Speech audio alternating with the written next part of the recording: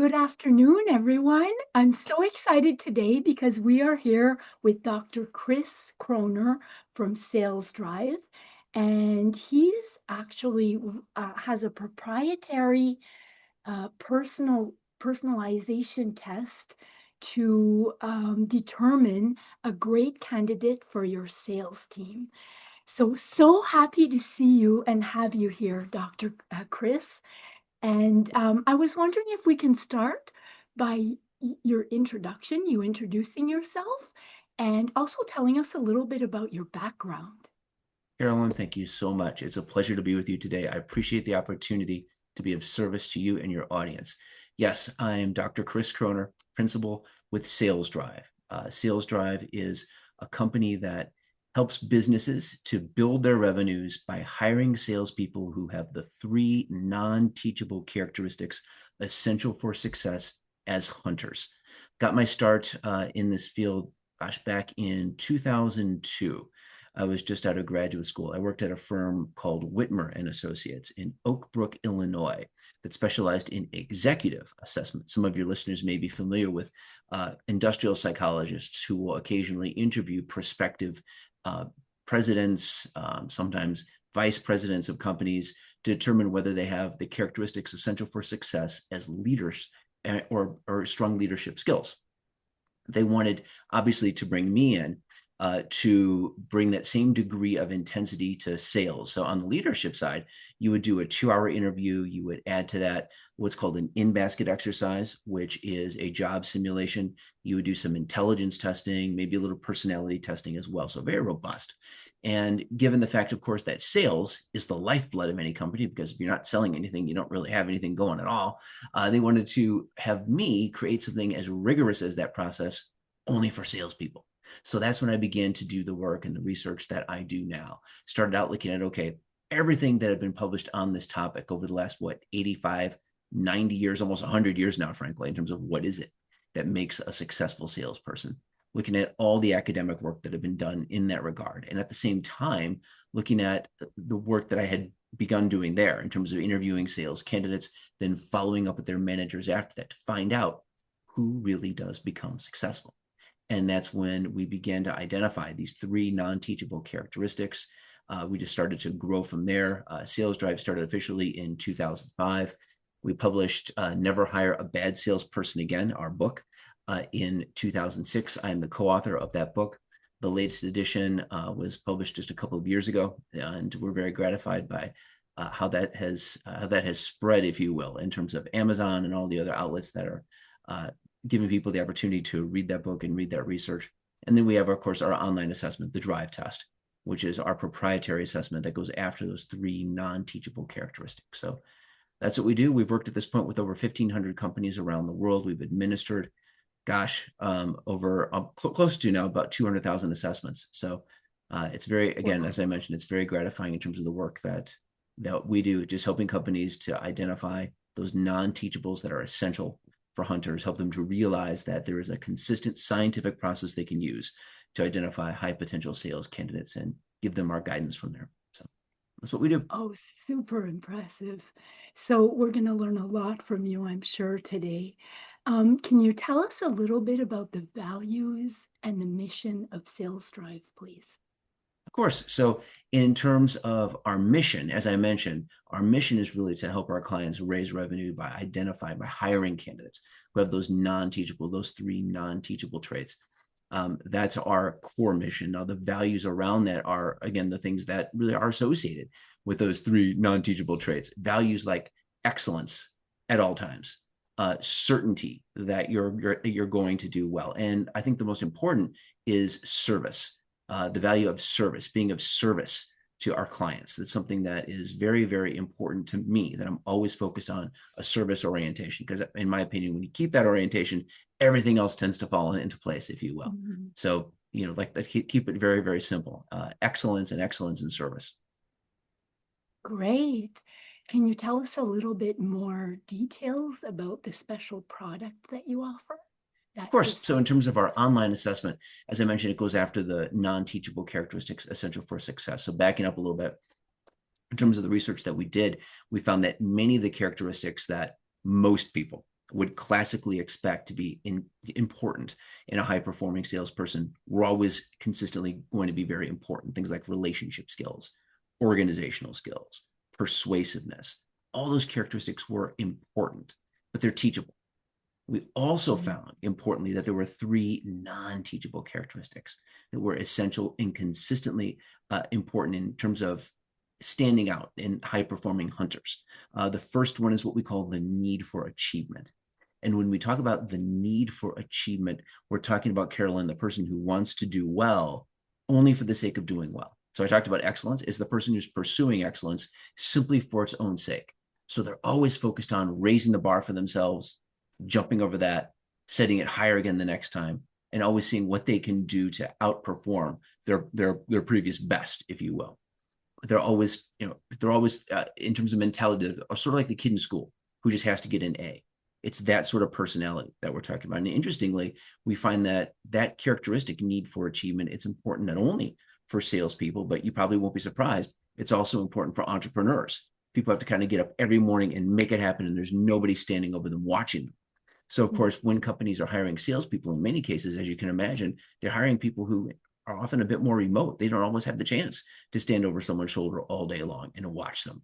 And so that's why we emphasize that need for achievement, because the person with that characteristic is the sort of individual who will do the right thing even when nobody's looking. So that's the first piece, need for achievement. The second piece is competitiveness. And the competitive salesperson, we find, they really have two main goals. Number one, they want to be the best in their team. They're always comparing their performance to their peers because they just need to know how they stack up, if you will, relative to the rest of the group. And number two, they want to win that prospect or that client over to their point of view, because to them, psychologically, that sale is kind of like a contest of wills. And then the third piece is optimism. And that's the salesperson's sense of certainty that they will succeed, as well as, of course, their resilience to remain persistent when they face the inevitable difficulty and challenge and rejection that a salesperson simply has to deal with. So what we find, it's really combining those three characteristics all together: need for achievement, competitiveness, and optimism, that psychologically we find create what you might think of as the perfect storm in the person. And collectively, we refer to those three characteristics as drive. And that's really the differentiator. So many companies come to us struggling in interviews, interviewing candidates who seem to say all the right things, who perform so well in the interview, but the interview ends up in many ways being the best sale that they ever really see out of that person. And then 6 months down the road or a year down the road, after they brought the person on board, they're left asking, wait a minute, what happened to the person from the interview? Where did they go? That interview ends up in many cases being the best sale that they ever really see out of the person, because they're not looking for these three characteristics. And past the age of about 21, 22, there's not much we can really do to change them. Either they're there or they're not. And unfortunately, the research shows that drive is the easiest characteristic, quite frankly, for a candidate to fake in the interview, and the most difficult one to accurately rate. So as you can see, that was the opportunity for us to create this online instrument that would identify candidates with those non-teachable traits. Oh, wow, that's so interesting. I absolutely love it. Would you be able to tell us a story, Chris, of the value that doing these tests has served for one of your clients? And you don't have to name the name, but just to show to the collective the value of what you provide. Of course. We had a client, one comes to mind in the insurance industry, came to us back in 2008, and they were struggling with this phenomenon that we just discussed, having candidates who performed well in the interview, seemed to say all the right things. And of course, you get excited because you get somebody that's sitting across from you, really promising everything that you need for them to deliver. And then down the road, weren't living up to everything that they said that they would do in the interview process. And when you think about it, psychologically, that's difficult on both sides. It's difficult for the business, of course. It's also difficult for our candidate. The candidate thinks maybe in some cases that they're going to perform well in that role, but oftentimes they don't really understand what's going to be required of them to do well as a salesperson. So this company came to us with this frustration, having candidates who weren't performing well. They had previously administered some other assessments. There are many assessments available for candidates, but they don't always go after the most important characteristics, and none of them goes after the drive characteristic that we do, most importantly. And so this insurance company came to us asking for some help in that regard. They have about 200 employees, and we helped them to implement the drive test starting in 2008. And since then, they have rigorously done so. And they've made sure that the candidates that they bring on board are the higher drive candidates, the higher caliber candidates. They've used our assessment to say, okay, here's a candidate who might do well in the interview. Let's give them the online test. They give them the drive test. The person comes back, okay, now they have that score. Now they bring the person into the interview. I like to say the well-constructed test is like the x-ray, allows us to determine, aha, there's something here. Then the well-constructed behavioral interview after that is like the CAT scan, if you will. That's where we dig down deep and really understand what's going on underneath the surface and what makes that person tick. So that's where you take things to the next level and bring them into the interview, keeping in mind, of course, that the best predictor of future behavior is previous behavior. So during the interview, we always want to ask the candidate about behavior they've engaged in at work in the past that reflects the characteristics that we would like for them to show for us going forward. So then we educated that client about the questions to ask in the interview to go after these characteristics, to take things to the next level. And then in their work, combining the drive test with our guidance along with the interview process, they've had a much higher degree of success in hiring high potential salespeople. And they've been using the assessment rigorously since 2008. We're very proud of the longstanding relationships we have, such as that one. Great. What a great story. Thank you, Chris. Of course. Um, what major shifts are you seeing in your industry right now? Many. There are many shifts that are taking place in our industry, like in all industries.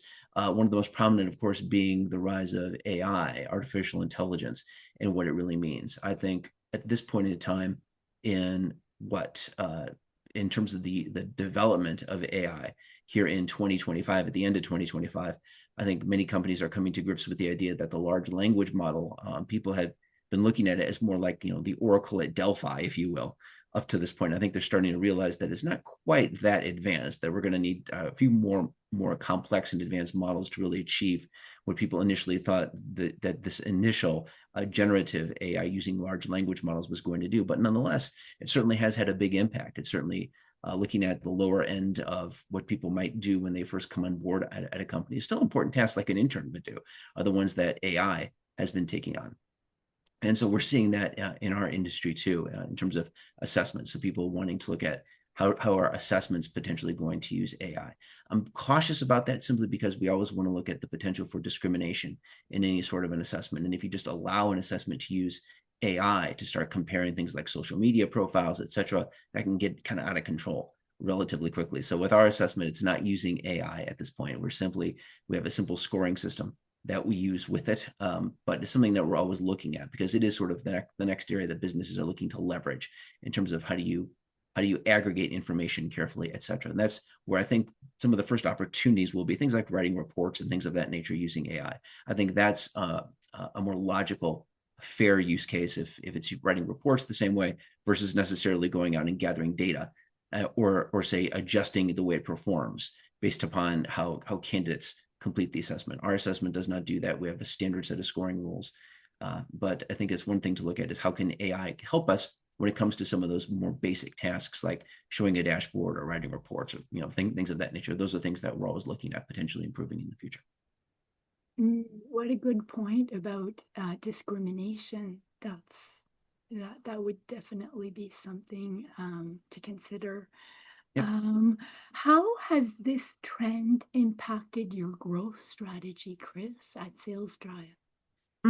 It's really impacted it more in terms of planning going forward. So just looking at, okay, what can we do in the future to continue to grow and improve our dashboard, our interface for our clients? Clients take the assessment using our online assessment dashboard. So just looking at, okay, what sort of new sort of reports or capabilities might we be able to give them that would leverage just the information that we already gather in terms of assessment results as we already have them, and using potentially AI to help them say to generate an Excel document or something of that nature, giving them exactly what they might be looking for in that sense. So it's something that we're always looking to potentially improve and grow just in terms of the initial ways that we can be of service to our clients. That's the main focus I have now. Always have an eye on how is AI being used in terms of, say, how are other assessments, for example, using AI more proactively in terms of the way that they ask candidates questions, things like that. I'll always have an eye on, okay, is that always going to be fair to the candidate? If so, okay, we might want to consider that in the future. But right now, very, very cautious in terms of using any sort of AI to write the assessment itself. Just more around the periphery, I think it can certainly be potentially a valuable resource. Makes a lot of sense. Yeah. And where do you see Sales Drive in 6 months to a year from now? Hmm. A year from now, I want to continue to expand our focus. One of the things that happens, as you can imagine, Carolyn, is I'll give, say, a presentation to a company about drive, and people come up and ask, well, what about my kids? What leads someone to having high drive as they get older? Or someone will write us, or they'll reply to our outreach saying, is there a way that we can maybe test all of our employees, for example? And right now our focus is on salespeople and salespeople only. But Mm, looking at big drive, if you will, how does drive pertain to other roles within a company? How does it pertain to how we raise our kids? How does it pertain to athletes? I think those are natural areas of expansion, if you will, finding people that are good matches psychologically for the different roles that are out there. I think that that's something that we're going to be continuing to look at over the next 6 months to a year, is how can we contribute even more in that regard to businesses and to individuals, keeping in mind that we know these three pieces are important for any person: that need for achievement, the person's pursuit of excellence, combining that with competitiveness, especially when you start getting around other people, and then combining that with optimism to deal with the challenges that are inherent just in day-to-day life. When you combine those three characteristics together, you really do get a unique sort of individual, and helping companies to identify where those people might be important in various different roles, and really, yes, really helping them to match them effectively to those roles. That's something we're going to continue to look at. that's a great idea, especially since you guys are the experts in this. And you mentioned that by the age of 22, it's pretty much too late. So it would be good to know what creates that type of Right. behavior, right? That's Exactly. awesome. I was wondering if in closing, if you have anything else to share with our listeners. In terms of what I might be able to offer your listeners to be of service to them, I'd recommend going to salesdrive.info, our website. And if you do have salespeople who are your employees, or you're going to be hiring sales candidates, there is an opportunity there for you to take a complimentary assessment. There's a red button that says free assessment. Click here, click that button, enter your name, your contact information, just name and email address. We'll get back to you with a link that you can use to test one of your current people or a candidate. The assessment takes approximately 20 minutes. It's designed a little bit differently than most online tests. We find that the vast majority of them, you probably won't be surprised, but they tend to be just a little bit too easy for sales candidates, especially, to figure out what the test is looking for and frankly fake their way through it. So we Yes. use a question format designed to eliminate faking called forced choice. So what you'll see is, for each question, the person gets a series of 3 statements, all of which are worded very positively. So it might say something like, I am very persuasive. I have strong relationship skills. I am achievement oriented. Okay, now which of these is most like you and which one's least like you?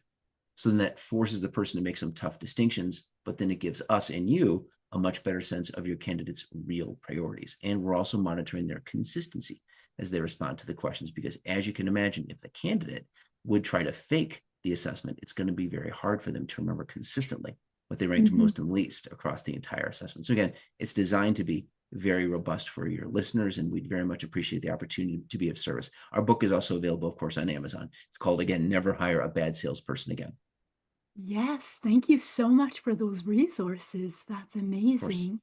my pleasure. And I want to take this opportunity to thank you. I'm honored to have you here today. It's been a pleasure talking to you. And as Chris mentioned, you can reach him through salesdrive.info, and it's easier to reach him through the website. And you can also reach him through his LinkedIn profile if you'd like. Thank you so much, Chris. Carolyn, it's been an absolute pleasure. Thank you so much for the opportunity to be of service. I appreciate it. Thank you.